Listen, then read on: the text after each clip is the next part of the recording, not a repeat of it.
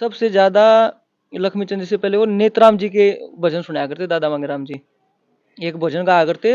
सांग सीखने के आखिरी टाइम तक गाया है। वेद व्यास जी का एक ऐसे समलो इसे बीत। नाम तो नहीं लूंगा क्योंकि नाम लेना एक डिस्प्यूटेड मैटर हो जाएगा। कोई नामचीन सांगी था, वो लक्ष्मीचंद जी ने टिकट नहीं दिया था।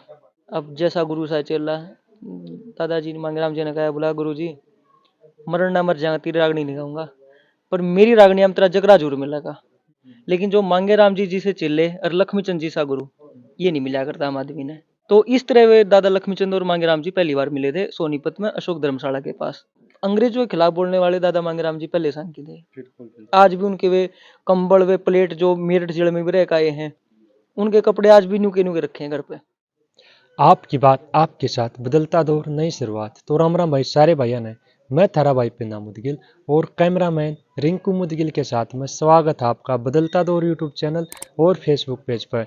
तो भाई बहुत ही बेहतरीन सांझी हुए, बहुत ही बेहतरीन कवि हुए हमारे पंडित मांगेराम जी, बहुत ही अच्छे अपने दौर के कलाकार रहे हैं।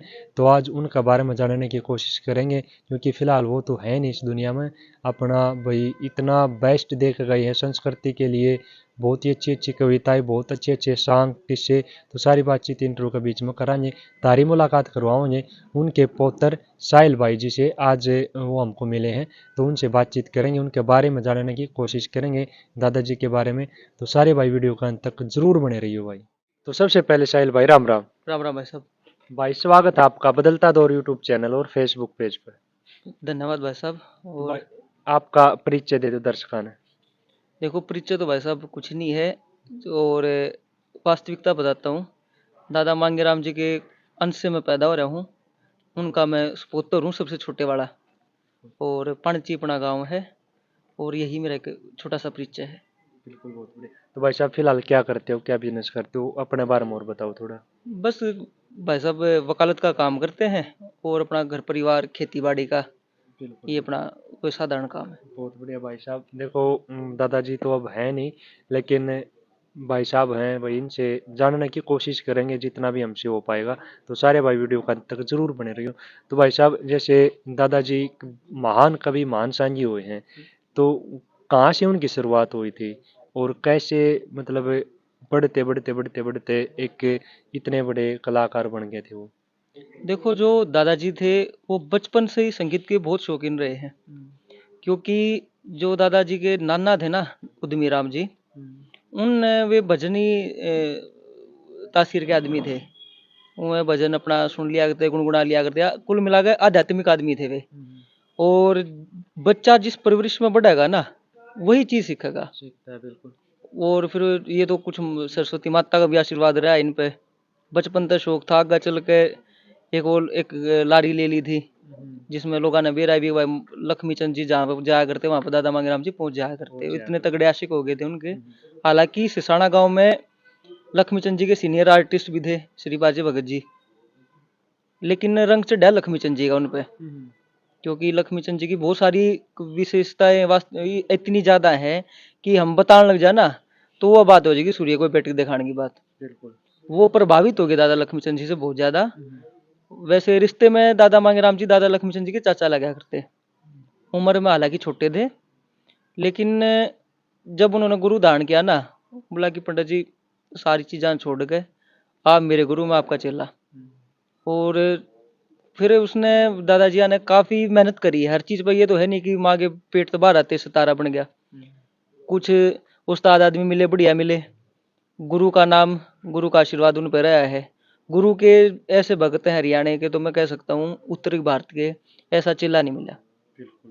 वो हम भी चेले हैं, आप भी कहीं ना कहीं आप भी इंस्पायर हुए हो, एक आइडल होता है। लेकिन जो मांगेराम जी से चेले और लक्ष्मी चंद जी सा गुरु, ये नहीं मिला करता हम आदमी ने।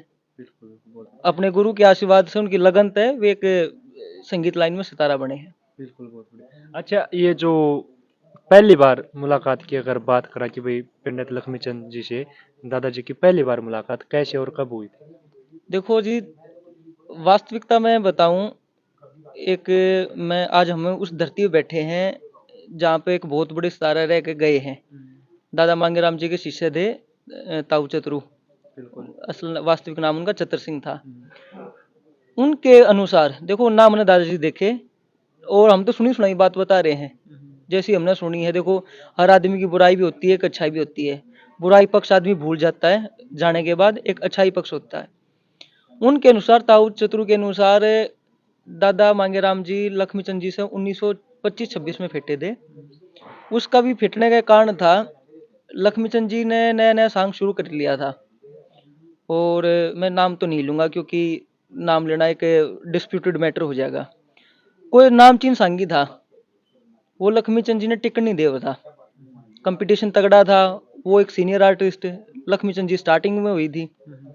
जहाँ पे जाया करता लक्ष्मीचंद जी ने दाब लिया करता, क्योंकि एक तो 2 साल का एक 80 साल का फर्क है, अनुभव बहुत ज्यादा होता है इस म्यूजिक लाइन में उनके। अब जैसे हर अब कोई भी लगा लो, आप भी किसी के गाने सुनते होगे, आप भी किसी के फैन पाओगे।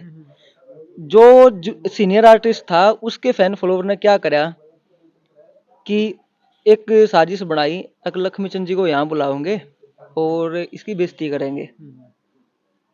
मुकाबला होया, उस मुकाबले में पंडित लक्ष्मीचंद जी जीत गए उस आदमी से। और ये है अशोक धर्मशाला की बात 1925-26 में सोनीपत में। विशेष समाज ने बुलाया। अब देखो बिना धन तो कोई भी नहीं आवे। आप भी आ रहे होगे, आपका कोई एक होता होगा पीछे रिगार्ड भी होगा, मैं आया हूँ हर आदमी का। जो साहित्य की बात थी, साई की बात थी लक्ष्मीचंद जी की उस टाइम पे 1100 रुपए की बात होगी। 100 रुपए पकड़ा दिए, हो गया सांग सुंग हो गए।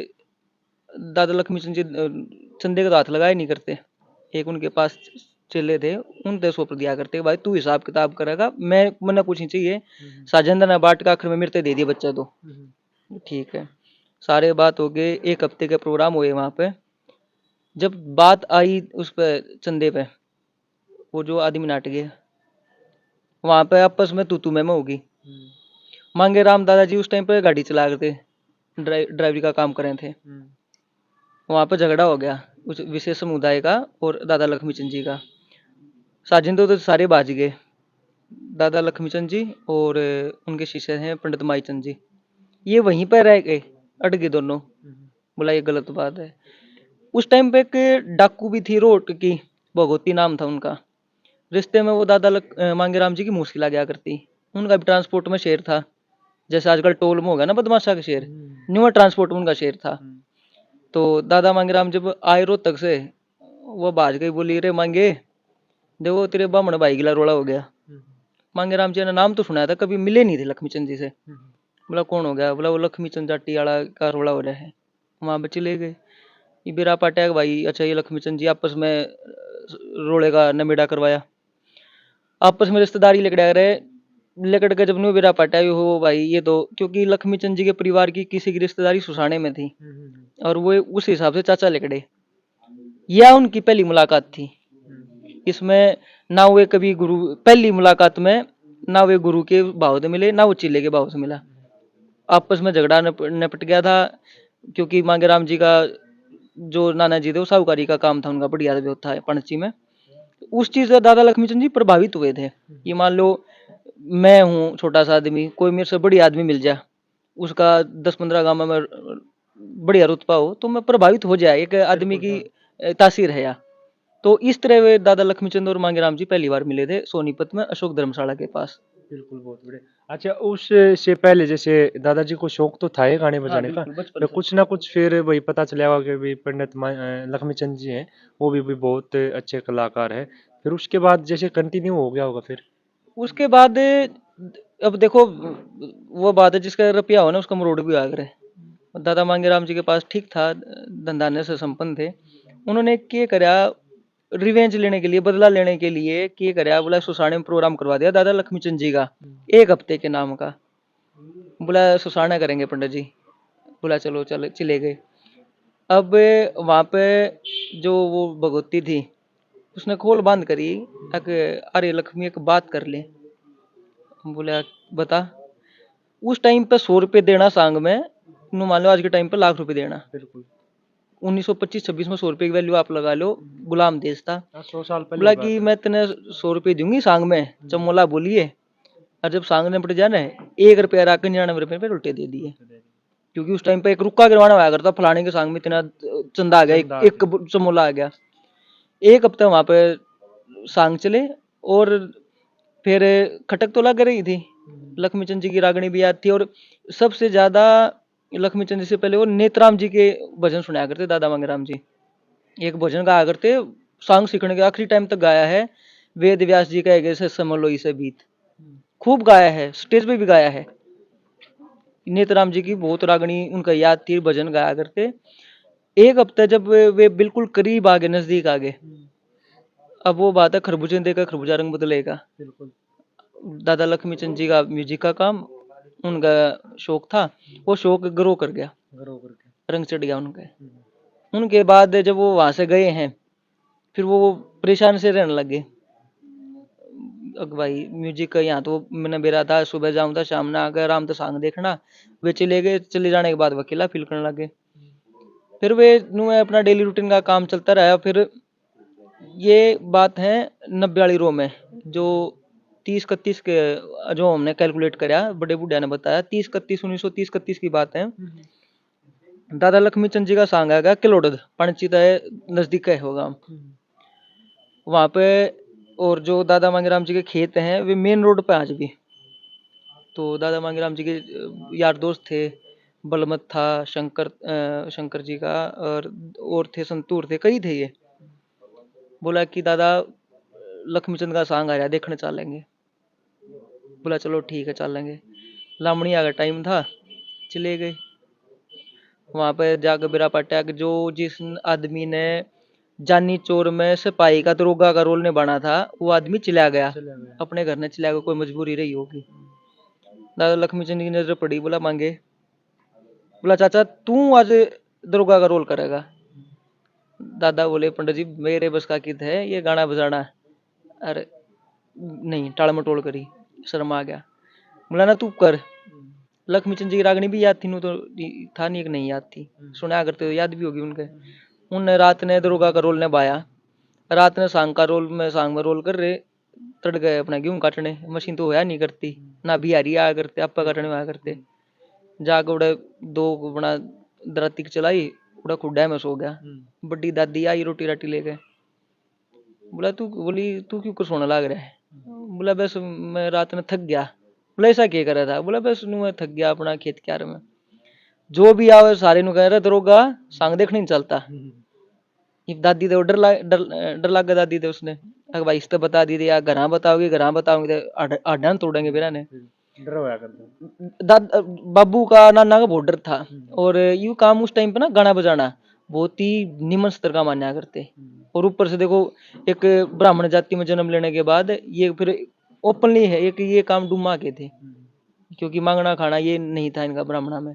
और जिसके साहूकार है उसने की जरूरत लग रही है काम करने की, टलाता रहा। जो भी आओ दरोगा देखता नहीं, चलता नहीं। दादी बड्डे वाली छोली थी, शेरों की, बोली बता दरोगा क्यों कहे हैं। दादा मजाक क्या थे, बोला हमारे गांव में जिसके गेहूं पाछे रह जाए ना उसने दरोगा कहा करें। बोला ना ना बात तो कुछ हो रहा है, कवर करें थे भाई, घर ने बात नहीं जा। एक बलमत था दादा का बहुत नजदीकी दोस्त, उसने जाने बुझ कर घर बता दी तक पंडता नहीं ये सांग में रोल कर रहा है। आपस में घर के आए, सुसाने ते भी आए, पंची वाले ने भी ऑब्जेक्शन उठाया भाई गलत बात है, ये बामना का काम नहीं है, ये तेरा दो छोरी रही तू इन्हें अपना पढ़ाई लिखा आगे कर। पर दादा नहीं माने, दादा अपना ठाकल बोरिया बिस्तरा दादा लक्ष्मीचंद जी के पास पहुंच गए। सिरसा जाटी में सांग था, जाटी का अगला गाँव है सिरसा, वहां पे सांग था लक्ष्मीचंद जी का। वहां पे वे बेड़े में शामिल हो गए, विधिवत गुरु बनाया 1930-31 में, जिसने 90 वाली रोम में एक रागनी में बोल भी कर क्या है। अक्सरसा के माँ सांग करा था 90 वाली रो में, पहले हम झटकर रड़ा सांग में घर के आगे छो में, घर क्या ने फिर करी तलाशी लिया कलोड़ टो में, गुरु लक्ष्मीचंद की मेर फ्री में कर गया दर्जे दो में, मांगे राम वीर के मुंह में घर बैठ गया घर के। ये उन्होंने अपना खुद बता रखा है। कोई विधि वो बुद्धिजीवी होगा संवंत निकाल लो 90 वाली रो का 1930-31 की आवे। अब देखो डेट वगैरह तो है नहीं एग्जैक्ट क्या कुछ है, लेकिन इस तरह उन्होंने गुरु लक्ष्मीचंद जी को अपना गुरु बनाया। बिल्कुल बहुत बढ़िया। तो जैसे फिर खुद का बेड़ा ही बांधा। हाँ जी, खुद का बेड़ा अच्छा बांधा। सबसे पहले तो ये बताओ कि संगत कितने साल तक रही फिर दादा लक्ष्मी के साथ। ज्यादा नहीं रही, बस ये मान लो 3.5-4 महीने रहे हैं। लक्ष्मी चंद जी का व्यवहार था, वो था बिल्कुल गर्म गुस्सैल आदमी थे। शान के मामले में कोताही नहीं बरता करते। माईचंद जी ने रोल निभाना था, तो माईचंद जी चले गए घर पे, कोई बात होगी। तो किसी अब देखो, एक इस लाइन में एक वो भी कंपटीशन बहुत है इस लाइन में। और अब अगर आप मान लो कोई बढ़िया काम करने लग रहा है ना, तो उसके और चले चपटे चंगरा दिया करें, अगर ये दोनों करने लगा तेरे बारे में। दादा लक्ष्मीचंद जी थोड़ी उस टाइप पे मदिरा का पान का सेवन कर लिया करते, थोड़ी सी शराब पी रखी थी। और यहाँ की बात है, ये अपना गांव था, भूल गया मैं, सोनीपत में ही था। किसी ने कह दी, बोला तू इसे मांगे ना 24 घंटे वो मर्दाना रोल खिलावे, जनाना भी करा ले इसने, चिल्ला तो तेरा ही है। दादा लक्ष्मीचंद के वह बात खटक गई। बुला मांगे उरे ना, बोला हाँ पंडित जी। बोला आज तो ना घाघरी पहननी है। घाघरी का नाम पहनते हैं, उसके सांस चढ़ गई दादा के। मांगेराम जी आ गए, बोला गुरु जी मेरे पे नहीं होंगे काम। बोला यार तने पहननी पड़ेगी। बोला चलो पैर भी लूंगा तो मेरा आओगी कित है, क्योंकि दादा मांगेराम जी की हाइट थी 6 फुट 2 इंच, हट्टे कट्टे थे। बोला कि मैं पैर लूंगा तो मेरा आओगी कित है। बोला तू तो मेरी बेइज्जती करे। थोड़ा आपस में दादा लक्ष्मीचंद ने गाड़ गुड़ दे दी उनते। बोला जा साले, मेरे अलावा करेगा के तू। बोला देखो जी लत्ते पर आओगे तो मैं सांग बेड़ा छोड़ कर जाऊं। बोला लेकड़े आड़े थे। दादा मांगेराम जी ने अपना बिस्तरा उठाया, चलने लगे। रुका मारा, बोला सुन रहे बात। दादा ने सोची भाई कि दिमाग घूम गया हो, राजी बोलता हो चले गए। बोला हाँ पंडित जी। बोला मेरी बात सुन ले। बोला कि बोला साले तू मेरी रागनी गाओ तेने मान लिया, तेने विष्टा खा लिया। अब जैसा गुरु सा चेला। दादाजी ने मांगेराम जी ने कहा, बोला गुरु जी मरण ना मर जाएगा, तेरी रागनी नहीं गाऊंगा, पर मेरी रागनी हम तेरा जगरा जरूर मिलेगा। इस प्रकार वे दादा लक्ष्मीचंद जी के साथ 4.5 महीने रहे उनकी संगत में। और देखो मैं एक बहुत बड़ी बात मानता हूँ इसके पीछे। अब अगर उस दिन वो झगड़ा आपस में नहीं होता, जैसे दादा लक्ष्मीचंद जी के बहुत सारे चेले रहे हैं, शिष्य रहे हैं, देखो नाम तो सबके हुए हैं, लेकिन गुरु की उसमें पैरेलल में जब मांगेराम जी का नाम आता है ना, तो मान लो गुरु कामयाब हो गया। सबसे ऊपर है गुरु भक्ति में।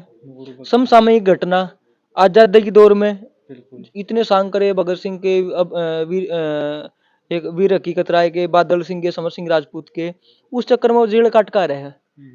कोई संगी है ऐसा जो उस टाइम पे नु बेधड़क रागनी गा दे। उस टाइम पे भगत सिंह की जब रागनी गाई है 1935-36 में, भगत सिंह आजादी की यहाँ पर स्त्रियां भरी है ना, चुपका वो घर बैठ कर स्त्रियां करिए। सांगी और भी थे, लेकिन अंग्रेजों के खिलाफ बोलने वाले दादा मांगेराम जी पहले सांगी थे। आज भी उनके वे कंबल, वे प्लेट जो मेरठ जेल में भी रह आए हैं, उनके कपड़े आज भी नुके नुके रखे हैं घर पे। इस प्रकार वे अपना अलग हुए। और बहुत बड़ी बात मानता हूँ, दादा मांगेराम लक्ष्मीचंद जी ने भविष्य देखा होगा कि अगर मान ले मैंने आज नहीं यहाँ तक भेजा, तो शायद वो एक चिल्ला तो रहे होगा लेकिन आगे नहीं बढ़ पाओगा। और मैं बहुत सौभाग्य दिन मानता हूँ उस चीज को कि दोनों जब अलग अलग होके अपना अलग अलग काम करे, और दादा लक्ष्मीचंद की तरह दादा मांगेराम जी ने अपना नाम सिद्ध करे। अच्छा, उसके बाद फिर दोबारा कभी नहीं मिले? खूब मिले हैं, खूब मिले हैं, ऐसा नहीं है। ये तो देखो जो स्टेज की लड़ाई थी, वो तो स्टेज की नहीं, वो थी एक गुस्से की। मैं मान लो भाई साहब मैं कुछ बोल दूं आपने, भाई मैं नहीं करता, इसका मतलब ये थोड़ी कि अपना धरती का बंटवारा हो गया। जब तक 1945 तक दादा लक्ष्मीचंद जी जिंदा रहे हैं, खूब मिले हैं, खूब उनकी दोस्ती हुई, खूब उनके आपस में तू मेरा आ करती। कोई रागणी का बोल दादा लक्ष्मीचंद का खटक गया, धमका दिया करते, यू के बोल टेक दिया, दूसरा बोल टेक पंची मारे दे। 1937-38 की बात है, कृष्ण सुदामा सांग तैयार करने लग रहे थे। रागणी का बोल टेक्या, रागणी लिखी थी, तन कमरे में हवेली चाहिए, तनखा के 18 से, पढ़ो जमाना जेरे में मना राम नाम प्यारा से। तो बोला आज भी जहाँ पे पणची गांव में जिस कमरे में दादाजी रियाज कराया करते, साजिंदे बैठे रहा करते, आने जाने रहा करते, उसने हॉल का आगर है, वो घर आज भी नहीं एज इट इज रख रखे हमने एज ए हेरिटेज। तो दादा मान सिंह भी आ गए वहीं पे पणची, दादा लक्ष्मीचंद जी भी आ गए। अब लक्ष्मीचंद जहाँ पे आ जाए वहां पे भीड़ ना हो, ऐसा नहीं हो सकता। और ऊपर तो फिर वो मांगेराम जी का गाँव, लोग झुमड़ गए, पल्ली बिछा दी और उस टाइम पे दादा मांगीराम जी के घर के आगे खाली था सब कुछ। लोग आगे उठ गए, दादा मान सिंह जी ने भजन सुनाए एक तारे पे, फिर लक्ष्मी चंद जी ने अपने भजन सुनाए, मांगीराम जी ने अपना कृष्ण दामा सांग की शुरुआत सी कर दी, एकदम खड़े हो गए लक्ष्मी चंद जी। अब वो बात है, स्टूडेंट गाता हो पीछे से टीचर एकदम खड़ा हो जाता हो, स्टूडेंट सहम जाएगा, चुप हो गए दादा मांगीराम जी। तो देखो, मैं दादा लक्ष्मी चंद जी की बुराई नहीं कर रहा, मैं एक वास्तविकता बता रहा हूँ, और उनके तो भाई साहब हम तो धूल के बराबर भी नहीं है।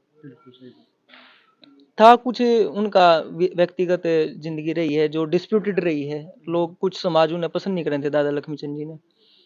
तो दादा लक्ष्मी चंद जी खड़े हो गए, बोले सुनो रे पंचियालो, लोग मैंने गू खाना भी कह दिया करे, क्योंकि देखो शराब पिया करते, शराब पी कर गाड़ गुड़ देंगे तो जानबूझ के लोग कह दे हैं, आज भी कह दे। मान लो मैं यहाँ बैठ कर दौड़ पोश होकर मैं आपने बताने ला रहा हूँ और मैं गाड़ में पी कर मैं अपना गाड़ दूं, आप कुछ ना कुछ मैंने दे के जाओगे। ये तो न्यूटन का सेकंड नियम है, एक्शन का रिएक्शन तो होगा।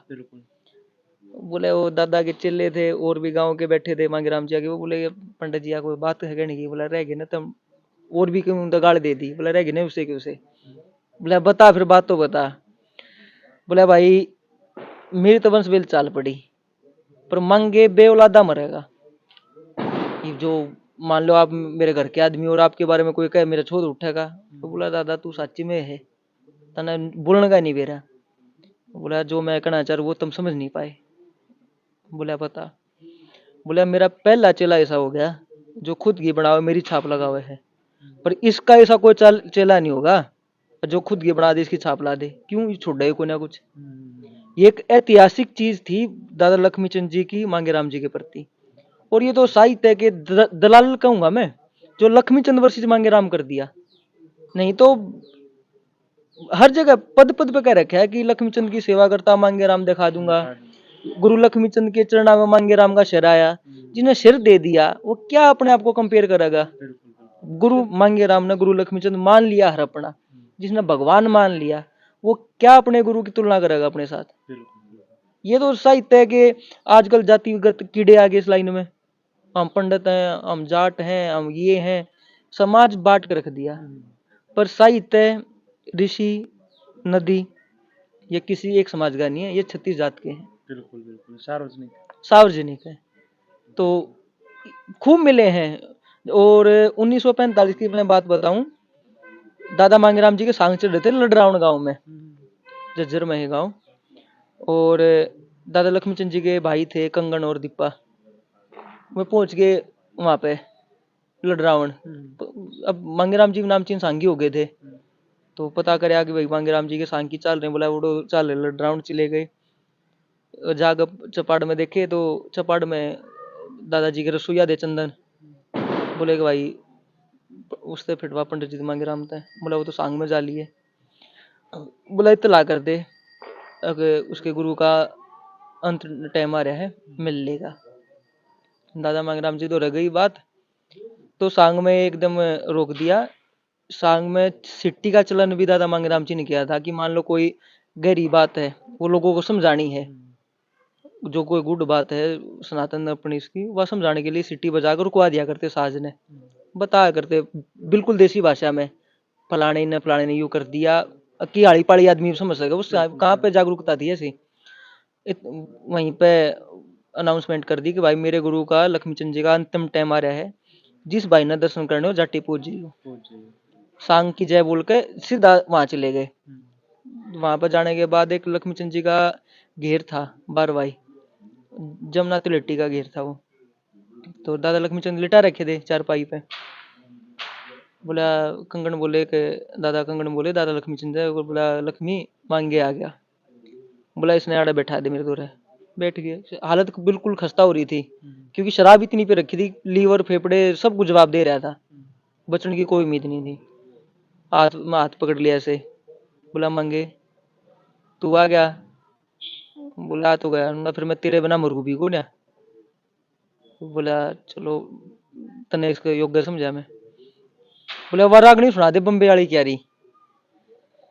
देखो मैं एक कड़ी तकड़ी मिला रहा हूं मैं, दादा लक्ष्मी चंद जी जहाँ पे सांग कराया करते ना, आर्य समाज जी उस चीज का खंडन कराया करते। अगर देखो एक कड़का बनाया था उन्होंने कि जाट्टी में कसाई नाचे, मांगे की कलाई नाचे, सुसाने में कनाई नाचे। यानी सांगे अब कटाक्ष करा करते हुए कहा करते कि ये जो सांग में ये लट्टे परा होने लड़कियां ने, ये एक बंडीलापन है। सांग का मतलब, सांग का शब्द ही खराब है। असली शब्द तो स्वांग था, लेकिन अपनी हरियाणा में इसका शब्द का अर्थ ही बदल दिया, सांग बना दिया, स्वांग से सांग बना दिया। यहाँ पे आने के बाद जब जाट्टी पहुंचे हैं तो बोले कि वह बम्बियाड़ी क्यारी सुना दे। अशोक धर्मशाला की बात है, लक्ष्मीचंद जी वहां पर सांग कर रहे थे, कुछ आर्य समाजी ने उन पे आपत्ति जता दी, बोला तू शराब पी का गाना गावे है कि ये तेरा गाना है। वहीं पर मांगेराम जी सांग देखने जा रहे थे लक्ष्मीचंद जी का। ये जब उसकी बात है जब मांगेराम जी खुद के सांग कराया करते, बैठे थे, देख लिया कि स्टेज पर रुका मारा दादा लक्ष्मीचंद जी का, भाई मांगे आ रहा होता है स्टेज पर, तख्ता पा जा, चले गए।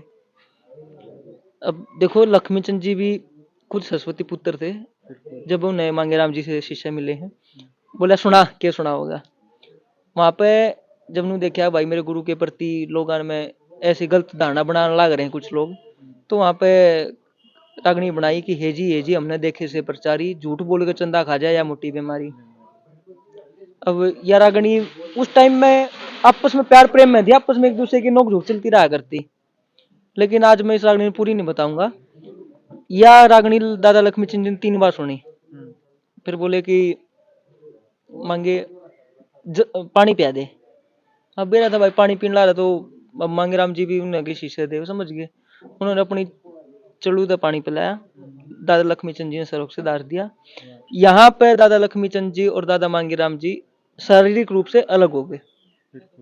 आत्मिक रूप से वो आज भी एक हैं, लेकिन शारीरिक रूप से एक रागनी में जिक्र कर रखा है कि मांगेराम गुरु जी पे कुछ मांग ना रहे, सोना पट गया तोड़ा में वे रांग ना रहे, बाबा जी जो पिया करते सुल्फा बांग ना रहे, सन 45 के बाद वे सांग ना रहे, गुरु लक्ष्मीचंद के बाद लोगों विद्वान चोरी हो गए, माँ के जय भैया के ईमान चोरी हो गए।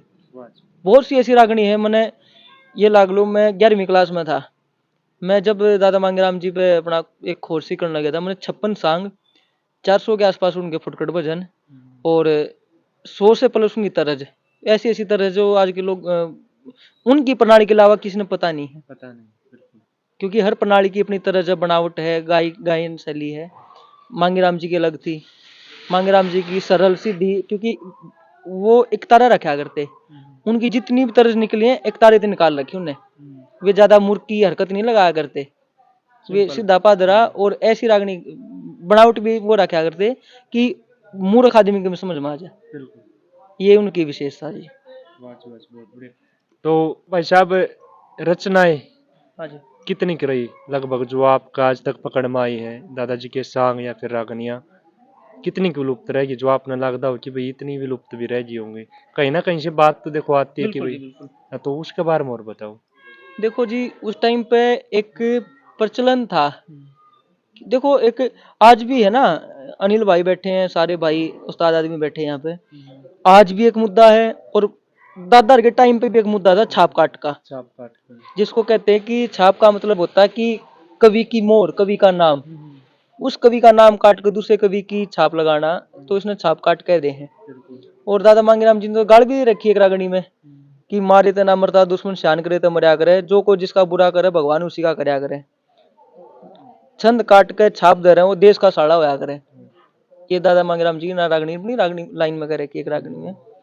और रही बात साहित्य की, दादा मांगेराम जी के शिष्य थे, ताऊ चतुरु थे, ताऊ मदन थे नोलथा से, आज उनके बेटे राजा राजेश के हैं, नरेंद्र डांगी के पास पेटी बजावे हैं, उनके पास वे बतावे थे। ताऊ मदन ने खुद बताया था, बोला कि कम से कम ये लगा लो 4-5 हजार रागनी थी उनकी। हर सांग में मांगेराम जी की एक विशेषता है, वो सांगिया के अलावा 40 प्लस रागनी हुआ करती। अब जो किताब आई हैं मार्केट में, इनमें 20 आ गई, 18 आ गई, 12 आ गई, क्योंकि इन्हें ज्ञान से मतलब नहीं है, इन्होंने पैसे से मतलब है। लक्ष्मीचंद जी की किताब उठा लो, मांगेराम जी की किताब उठा लो, वास्तविक शुद्ध बोल तो है ही नहीं। एक रागनी है नौरतन के सांग की, सीढ़े जल में पांव टेकते मेरे ताप भी हो जाया करे, हाथ जोड़ कर पाँव लौट जाऊं माफ भी हो जाया करे, मुझ दुखिया जैसे हरज में डूब मरो बिराने कर्ज में, राम की त्रिया गदा गर्ज में बाप भी हो जाया करे। कोई उन ये पूछना वाला हो कि राम ने गधे को बाप कद बनाया, वो कुछ कोई पूछने वाला हो क्यों? बिना गुरु के चेले, बिना गुरु के साज, वो हाल हो गया। असल बोलते ये है कि राम की तरह गिद्ध भी गर्ज में बाप हो जाया करे। क्योंकि जटायु को जब मुखाग्नि दी है, अपने सनातन धर्म में ये कहा जाता है कि एक बेटा ही अपने पिता को अग्नि देता है। बिल्कुल सही बात। मतलब कुछ ऐसी मिस्टेक हुई जिससे नहीं, भाव मिस्टेक नहीं है, बदल जाता है। मिस्टेक नहीं है। देखो सांग लाइन के जितने भी आदमी थे ना, वे आज भी अपने गुरु की बनावट गाते हैं, प्योर शुद्ध गाते हैं। देखो छुटपुट तो हो जाती है, अक्षत्र के जैसे आपका क्षेत्र में हरियाणवी और डाल के बोल लेंगे, सोनीपत में कुछ और बोल लेंगे, कैथल में चले जाओ, कैथल में पंजाबी बोल लेंगे, वो थोड़ी बहुत उतार चढ़ाव हो जाता है। लेकिन बहुत सारी चीज इंटेंशनली जानबूझ कर बिगाड़ देना, उसमें ना आपने जानता ना मैंने जानता। आप मैंने जानो हो एक भाई दादा मांगेराम जी के परिवार का आदमी है, नहीं तो 70 साल घूमते हैं, कोई वो इतनी बड़ी बात नहीं है। साहित्य की ये बात है कि वहां उस टाइम पे ना एक लिखतम नहीं चला करती, याददाश्त इतनी थी, क्यों आशीर्वाद था इनने लिखवा, ये अपने चेला ने बता दिया करते हुए फलाने इतनी या रागनी तेरी है, लिख ले अपनी ने, लिख लिया करते हुए अपने कापी कुपी लिख लिया करते। और विलुप्त की बात ऐसी है कि आप अपने भिवानी साइड जाओगे ना, वहां पे गढ़ मिलेगा रागनिया का, वहां पे तो बाल की खाल तार दे, मांगे राम जमाना टेढ़ा तारा बाल की खाल, वहां पे तो तार दे। सोनीपत में आप कुछ भी गा दो, को रागनी सुन लेगा, बहुत बड़ी बात है। अमल करना तो बड़ी दूर की बात है। और साहित्य और भी मैंने 56 तो सांग इकट्ठे करे इनके, और 400 के आसपास इनके फुटकड़ भजन है। क्योंकि बीच में 1957 में दादा मांगेराम जी ने सांग 2-3 साल के लिए बंद कर दिया था, क्योंकि जो उनके शिष्य थे टेकचंद, जिसने टेकाना ये कहा करते, वो छोड़कर चले गए, बड़ा रकाना वो खिलाया करते। अब एक थाली में मैं अकेला खाऊं हूं, आप उस थाली में आ जाओगे या मैं आपकी थाली में आ जाऊंगा, आप मुझे थाली दूसरी दे दोगे कि पंडित जी आप इस थाली में खाओ, या फिर मैं कहूंगा भाई साहब आप इस थाली में खाओ। ये उस नियत से नहीं कि आपका पेट भर सके या मेरा पेट भर सके। जब दादा मांगेराम जी के शिष्य गए तो वे पुराने सांग कराया करते। 1957 में बहुत सारी रागणियां लिखी, बहुत सारे नए शब्द लिखे, ब्रह्म ज्ञान लिखा, नए सांग लिखे, वो इसलिए कि मैं नई चीज गा सकूं। अगर मेरे बेटे जो मेरे चेले गाँव हैं, मैं इनकी चीज नहीं गाऊं। तो ये उनके साहित्य रहा है, 56 सांग और इतने भजन हैं। और कोशिश है कोई ना कोई एक लाइन बता दे या 2 लाइन बता दे। मैं किताब लिखने लग रहा हूँ, लिखने क्या लग रहा हूँ, मैं तो संकलन करता हूँ। मैं सब मैंने तो इकट्ठी करी है, मैं कुल लिखने वाले मैंने तो कलम भी नहीं पकड़नी आती, मैंने तो सारी चीज इकट्ठी करी है। और प्रोग्रेस पे है वो किताब, 35-36 सांग टाइप बोली है, कुछ चीजें रही हैं। और बहुत जल्दी मार्केट में मैं बिना उसके करूंगा, मैंने कोई बेचनी नहीं है चीज, मैं तो मैं चीज एक लोगों तक पहुंचाऊंगा कि भाई आप लोगों की चीज है, आप लोग अब देखो मैं तो पेशेवर ना गानिया, जो पेशेवर गानियां है कम तम वे पढ़ गई चीज तो गा देंगे, भाई नई चीज सुनाऊं मैं। तो इस तरह मैं अपना कोशिश करने लग रहा हूँ उनके प्रति। बिल्कुल, बहुत बढ़िया।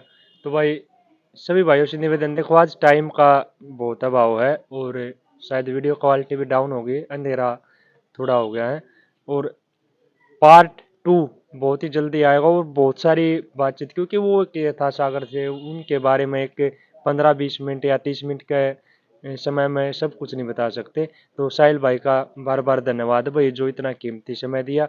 और जल्द ही मुलाकात होगी पार्ट 2 में विद फैमिली, क्योंकि दादी जी भी अभी हैं भाई, और भी बहुत गहरी गहरी बातें हैं जो मैं भाई साहब आपके YouTube के चैनल के माध्यम से एक रिक्वेस्ट करूंगा, जो भी संस्कृति प्रेमी है, छोटी दादी पे जीवे हैं, तबीयत थोड़ी सी उनकी डाउन चल रही है।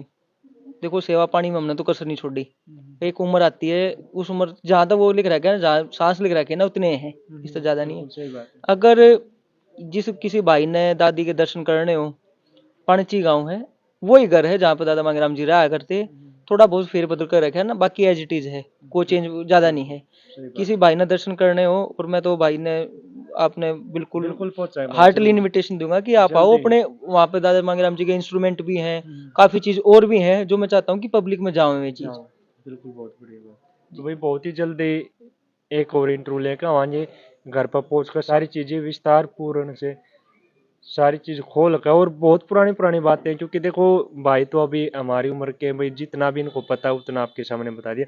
दादी जी से भी बात करने की कोशिश करेंगे, और बहुत कुछ ऐसी चीजें हैं जो आज तक पब्लिक में नहीं आई, तो सारी चीज खोज कर लेकर आवांगे। तो सारे भैया का दिल से धन्यवाद भाई, प्यार प्रेम बनाए रखा करो, और जितने भी संस्कृति प्रेमी अपने चैनल से जुड़ रहे हैं तो भाई सपोर्ट बनाए रखा करो। सारे भाइयों ने राम राम, जय हरियाणा, जय हरियाणा।